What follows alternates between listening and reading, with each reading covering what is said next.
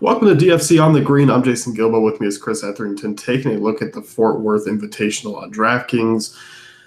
Pretty decent field here this week. We were talking usually not the case, but it's actually a pretty strong crowd and definitely different from last week, which actually turned out to be a shootout. Yeah. Excuse me. When you have a weak field, like last week, it's really hit or miss.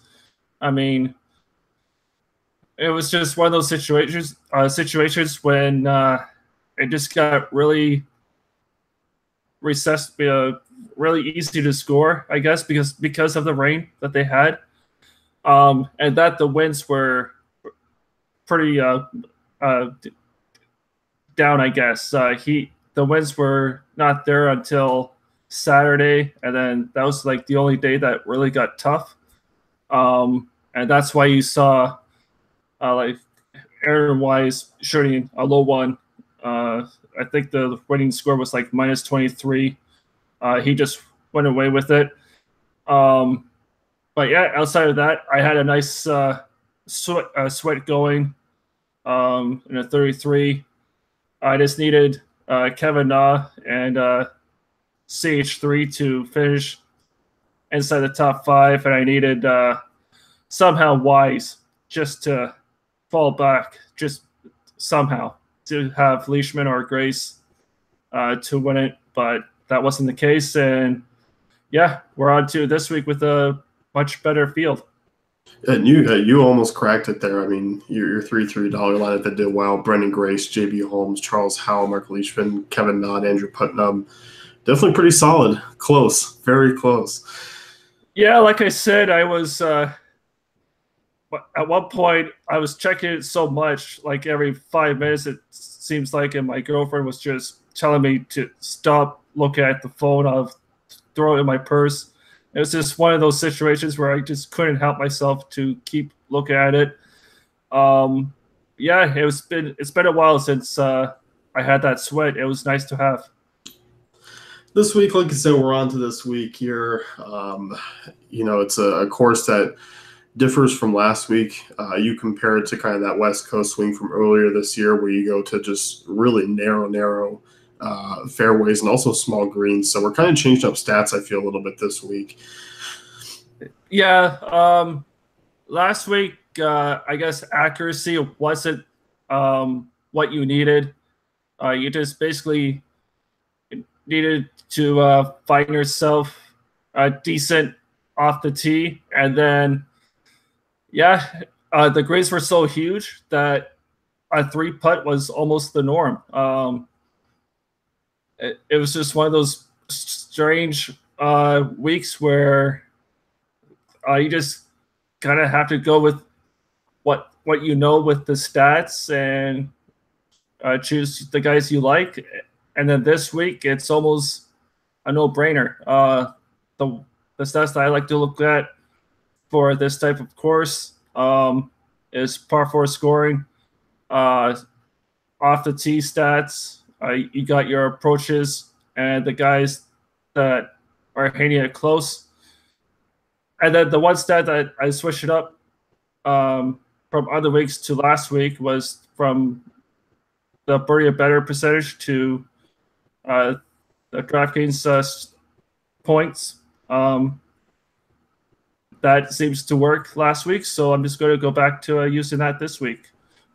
Just see how it goes. Are you taking a look at scrambling at all this week? Like I've kind of started to dig into it a little bit more, I think, than previous tournaments here. Yeah, so speaking of scrambling, I mentioned in the article that these screens are half the size basically as the greens in Dallas last week. So, I mean, you are going to miss the greens, which means, yeah, stroke skating around the green, you kind of have to know how to use your wedge because it's going to be very common to miss these greens, like I said. And I think scrambling and par four scoring is probably my top two stats for the week.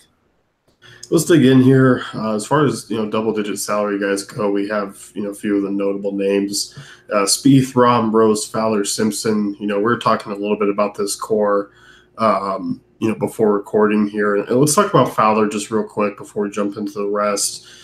We're talking about him, and hasn't played particularly well this year. He does have a win in a couple top tens, but overall has been kind of hit or miss. But the ownership has been relatively the same as always with Fowler. But I think this week, we've come to a little bit of a conclusion where he might be fairly underowned because you have Simpson and Rose and Spieth and Rahm, and Rose and Simpson playing especially well right now. Yeah, I said that even though if you look at his history of the ownership, the shell was like his lowest that he's ever been in a long time. And he played just okay. He finished in the top 50 there. And then come the Masters, it was back to like 15% on average. And he was a runner-up there. And then it was pretty much the same thing, just a couple more for the Wells Fargo. He finished 20th or 21st.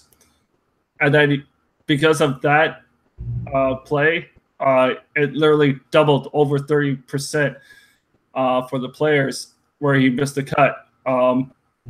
That's pretty much what you're going to get for ownership-wise with Fowler. He hasn't played here in 3 years, and the last time he played here, he missed the cut.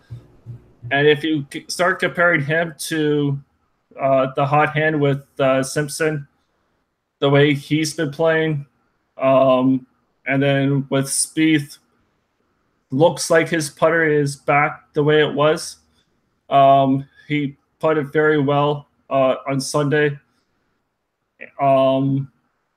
People look at that, and then you got Rose, who is always consistent, and then Rob finished here second last year. So, yeah, it could be one of those cases where Fowler could drop that down to that 10%, but that'll be like the lowest you'll see. If that is the case, then I do get it if you want to play him. But for me personally, I think I'll go with Rose over him, who's more consistent this year. You got Spieth here. He's 11-7. Your most expensive guy. You mentioned the Rose Simpson. I think because they're cheaper, $1,000 to $1,200 cheaper, I could see a lot of people just glomming onto them, and I don't think that's a bad way to go. Like, I do like Simpson and Rose here a lot. But I'm also trying not to forget about guys like Spieth and Rahm who do actually match up pretty well against this course, especially if Spieth here. Yeah, I think I'm with you. I think I'm going to play the top three guys overall and just fade Fowler and Simpson. Simpson, I think, is going to be the highest owned of the five guys. And then it'll be Spieth right after that. And like I said, I think Spieth has finally found something with this putter. And I think it'll be interesting to see if other people also see it and if his ownership will be just as high as Simpson. But, I mean, his stats are still good for, like, outside of his putter. Like, he's first in proximity in the field.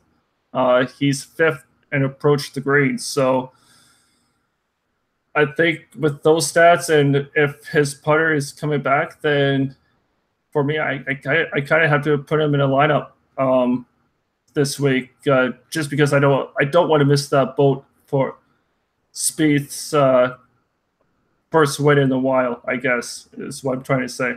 And there's enough value here to like work in these guys, for a tournament that's fairly lower compared to the other ones. There's actually a decent amount of value on this tournament here slate, and especially I think you and I are in similar thinking where the 9K range I don't think is as important this week. There are a couple of guys you can go with, but overall it's not too thrilling. Yeah, I was mentioning that I have three lineups made right now, and it kind of feels like I need to make a fourth just to fit Kepka in. But at the moment, I'm just going to keep my 3 and just fade the 9,000 range. Kepka is really the only guy that I kind of like in this range. He's coming back into form. He's played well in his last couple of tournaments. There's really no signs of rust anymore after coming back from his injury. So, yeah, I'm going to go back to him if I do make that fourth lineup. Outside of him, I just can't see myself paying like 9,600 for Aaron Wise or like 9,300 for Kuchar, who missed the cut last week. So, yeah, I think this 9,000 range outside of Kepka is pretty much dead to me. I think I'm just going to go straight down to Grillo at 86. Yeah, I'm with you. Like Rio, I think Rio's going to be a popular play this week, and I'm okay with eating some of that chalk. DeChambeau here, playing well. I think I'm going to take a week off. His around the green stuff and off the tee doesn't thrill me here, and I think he could struggle a little bit. Yeah, he's one of those guys where just like Kepka, is like do I make? I just need to make that other lineup just to have ease, like just in case if he plays well. I need to look into it a little bit more, but if you look at his history, it's not that good. He missed the cut here the last 2 years, so that's why I'm a little hesitant on playing him. Stats wise, he looks like he could be he needs to be the guy to win it this week, but with his history, I just don't see it. And with Grillo, yeah, he hasn't missed a cut at all this year, and with the way he's been playing, like he's third in the field for approach the green. I mean, he's 14th in the field for par 4 scoring. So with that and making the cut here the last 2 years, it's almost a no-brainer just to lock Grillo in your cash lineups. And yeah, he's going to be popular. He should be 35% probably, maybe pushing it to 40, but probably a little closer to 35 if I have to guess. A couple other names here in this range. Zach Johnson, obviously you have Louis there, Hadley, Alexander Schauffele. I know Schauffele is the guy obviously you wrote up in your article. Thoughts on Johnson here? We talked a little bit about Louis before. He's a guy, he's obviously missed 3 of his last 4 cuts. If the recent form was there, I feel like I'd be all over Louis this week, but he's not. Yeah, the only thing that looks a little off, he's near dead last in the field with his irons for approaching the green. Everything else seems okay, but if you look at the history here, he has that WD, and then after that he missed the cut. You would think from looking at Louis that this course actually suits him, but for some reason it doesn't. So I think I'm going to fade Louis this week and see what happens.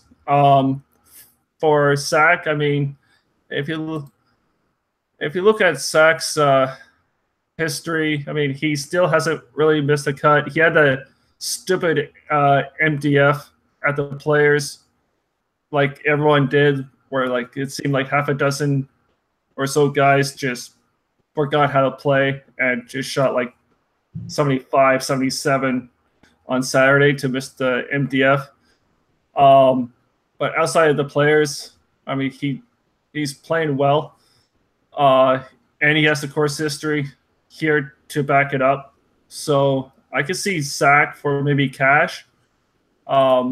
If you want to go a little crazy and play Louis for tournaments, yeah, sure. I just can't play him right now. Yeah, it's tough with recent form. I think Hadley's an interesting guy in this range. 8,300, been playing pretty well. Couple top 20s over his last four. Like he's playing pretty well. I don't mind him at 8,300. I think he may be the guy that I look to pivot with a little bit in this range. Yeah, if you want to pivot someone off of, say, Grillo, who's going to be popular, I think Hadley's going to be not as popular, but he'll probably be that 13-15% mark when it comes down to it. Overall, though, I mean, his stats, I mean, he's in the top 10 in the field in like 4 of the 6 stats that I'm looking at this week. So when you look at that, and he's only 8,300, that just looks like a good value in my mind. Yeah, he doesn't have good course history here, but he's a much better player than he is 2 or 3 years ago. So I don't mind playing Hadley at all. Let's talk Charlie Hoffman here, a guy that you wrote up in as cash game play, 7,900. What do you like about him here? His price. For some reason, he is below 8,000, and there's really no reason why. I mean, he has 3 top 25s in his last 5 starts. So for him to be at less than 8 is kind of a question mark. It's almost a free square if you want to go that route. Again, in the last 5 years, he's made every cut. He has a top 10 in 2015. So, yeah, I mean, it sounds too good to be true for Hoffman being at 7,900. But I think this is one of those cases where you just don't overthink it. You just play him and pick your other 5 guys that you like. I kind of feel like there's 2 free squares in this range. Like Hadwin 7,600 is that guy. You didn't put him in your article, even though you probably would have if we didn't talk about him so damn much. But like he's another one I just feel is too cheap and a guy that you can plug in here at 7,600. Yeah, I mentioned that it feels like 1 in every 3 articles I write Hadwin up just because. Not just because he's Canadian like I am, but because he's actually playing well, right? If you look at his stats, I mean, he's second in the field with approach to the green. He's 8th in the field for scrambling, like around the green. And he's 15th in the field for par 4 scoring. So, I mean, if you look at that, and then if you look at his course history here, he's made the cut here the last 3 years, including a top 5, like in 2015. I think you're right. I think it's almost arguable to just lock in Hoffman and Hadwin in your cash lineups and just don't think about it. What are your thoughts on where was it here? Chris Kirk, 7,600, like decent course history. Definitely has some stats I'm looking for. He's a very good scrambler. Like I think he's interesting as well here. Yeah, he seems to be one of those guys. Like it's him and like Kevin Streelman, who's a little cheaper, but Kirk.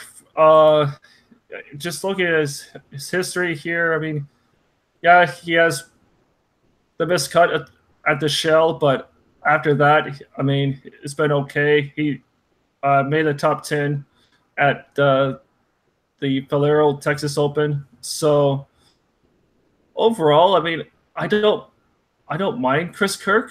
He won here back in 2015, and he's made every cut in the last 5 years. So it's going to be a toss-up between who's popular between him and Hadwin, but maybe just go with those 2 guys and as your core for your cash lineup. And like I said, just there's some of these guys in the mid to low 7,000 where it's almost hard to overthink, but it's just one of those situations where just block them in and try not to think about it. Yeah, and like Kirk's, off the tee, it's pretty pedestrian numbers. Like he's very solid around the green though, from especially of late. Like he's a guy that I don't mind here because he kind of fits. I feel like if he does make a mistake or doesn't hit the green, like he can make up for it. Yeah, it feels like he may not win, but he's not gonna kill your lineup if you manage to get 6 out of 6 guys going into the weekend. He's kind of like a Andrew Putnam that I had last week, where he didn't kill you with your lineup, but with his DK points and everything else, he might help you at the end there. Kevin Tway here, 7,400. I got you having in GPPs here. Coming off, obviously, a really strong week. You're going back to the well here. Yeah, again, he's playing well. If you look at his stats, I mean, top 20 in the field for approach to the green, and he's in the top 30 in the field for both the par 4 scoring and also off the tee. I mean, like you said, a nice top 10 finish last week, and he only has the one missed cut in his last 8 starts. And then it was a top 20 finish here last year. So at 7,400, it makes a lot of sense just to play him again. Where I think a lot of people might go to Spawn. I think Spawn is going to be popular in this range, just the way he played last week, and a lot of people know him, that he's pretty much injury free at the moment. So I could see Spawn being very popular, probably at least 15%, maybe closer to 17, around there. Yeah, I definitely agree with you there. Your last GPP play that you have listed in your article, Joel Dahman here to 7,100. What do you think about him this week? Yeah, I mean, I just like it how he's finishing in the top 20 in his last 2 starts. No history here, but I mean, if you look at his stats, I mean, there's nothing to look at, but he's in the top 30 in the field for both par 4 scoring and off the tee. I think he's going to keep running the hot hand right now. Like I said, finishing in the top 20 last week in the tournament before, he's definitely showing some life that he might be on a nice little run. So I'm going to keep going with him. And at 7,100, that's really good value. Anyone else in the 7K range that you want to talk about here? Yeah, like I mentioned earlier, Kevin Streelman, he's the other guy, like Chris Kirk, where he seems to be playing well, very consistent this year. If you look at his stats, like he's in the top 25 in the field in 4 of the stats that I'm looking at. Yeah, at 7,100, you just want the guy to make the cut and then hopefully finish it inside the top 20, maybe top 10 to be nice. But yeah, that's all you want from like a Streelman or a Drawman.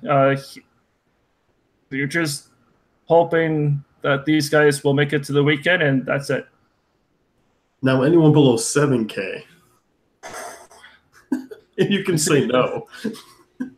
I want to say no, but if we have to go down here, I mean, the one guy I was looking at a little bit, I lost him now. I mean, I saw Harkins down here.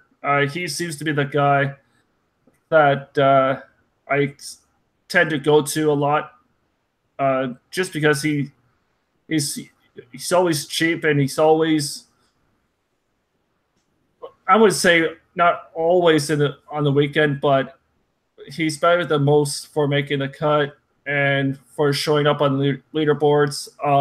Like he's 7th in the field for approach to the green. So I think at 6,900, I wouldn't mind going to Harkins. I like that call. I'm surprised you didn't go with a fellow Canadian and go Nick Taylor. Yeah, his stats scare me out just a little bit. He's not firing at all cylinders at the moment. We just like to test you and make sure you're not playing the Canadian bias every now and then. No, if that's the case, there'll be like Hadwin, David Hearn, Nick Taylor. If Mike Weir was in the field, probably him as well. And you'd have like 17,000 left over. Yeah, pretty much. Who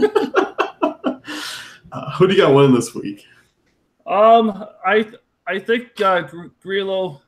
Everyone else is saying it, so I'm just going to go with the flow with this one. He is showing signs that he should win this week, so that's why I wrote him up. That's why he said 2 of the 3 lineups that I'm making this week. Yeah, I think Grillo's the guy outside the top guys, obviously. Yeah, it's easy to call one of those guys and say they're going to win. I think Hadwin's an interesting guy who could potentially make a run this tournament. I think he's in line for a top 10 finish. Yeah, that's good as well. We're back on bent greens, so he seems to like the bent grass as much better than Bermuda, so I can see Hadwin playing well this week. It makes sense. Yeah, I do too. That's it for us. You can go to DaveFantasyCafe.com. You can check out Chris's article for this week, Cash GPP plays, a little bit of recap on last week, and we'll see you guys next week.